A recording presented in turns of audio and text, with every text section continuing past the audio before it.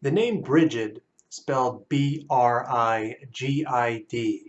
is a Celtic name. It comes from the name of a goddess named Brigantia. Brigantia was worshipped throughout the Celtic world, both on the European continent and especially in, in Britain and in Ireland. In Britain, when the Romans arrived, the biggest tribe there were the Brigantians. They were pushed out, they were pushed into Ireland, this tribe, and Ireland had its own goddess named Brigid, and Brigantia and Brigid were essentially merged into a single deity.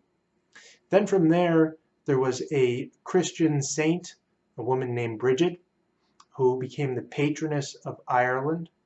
And for many centuries, the name Brigid was very popular in Ireland, and most families had a Brigid in the household. The name fell out of use around 1900 for a couple of reasons.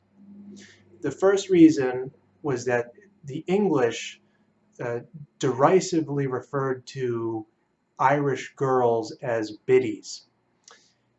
And now Biddy is a nickname for Brigid, and Irish women became less inclined to give their daughters the name Brigid, which would then be shortened to Biddy, when it was being used in a negative way towards them by the English.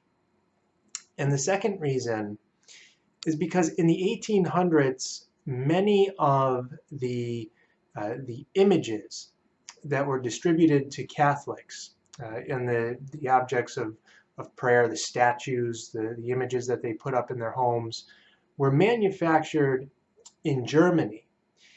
And the Germans, either through ignorance or through apathy, were distributing images of the Swedish saint Brigid, spelled B-R-I-D-G-E-T,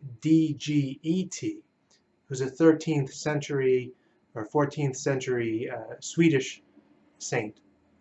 Now this caused a lot of confusion with the Irish in Ireland and the Irish in America.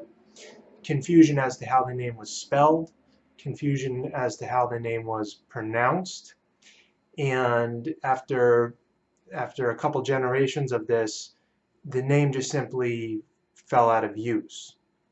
Now, if you have an interest in St. Brigid, in the Celts, please check out my book, St. Brigid, the Celts in the Early Irish Church. There's a link to the book below, and it's available now on Amazon.com.